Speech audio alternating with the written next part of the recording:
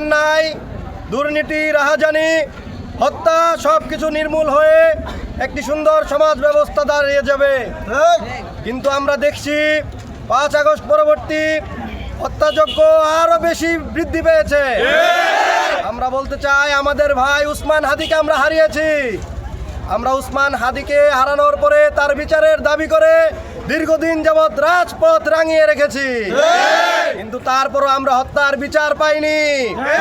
আজ যখন হাদির কণ্ঠ হয়ে সারা বাংলার মানুষজন দাঁড়িয়ে গিয়েছে, ইনকিলাব মঞ্চের সকলেই যখন যমুনার সামনে অবস্থান করেছে, তখন সরকারের এই পেটুয়া বাহিনী আবার আমার এই ভাইদের উপর নির্মম নির্যাতন চালিয়ে রক্তাক্ত করে গুলিবিদ্ধ করেছে।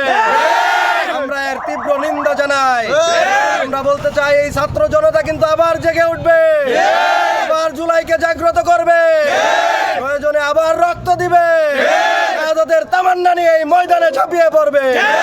আমার ভাইয়ের হত্যার বিচার অবশ্যই করতে হবে এবং যারা এই হামলার সাথে জড়িত তাদেরকে দৃষ্টান্তমূলক শাস্তির ব্যবস্থা করতে হবে।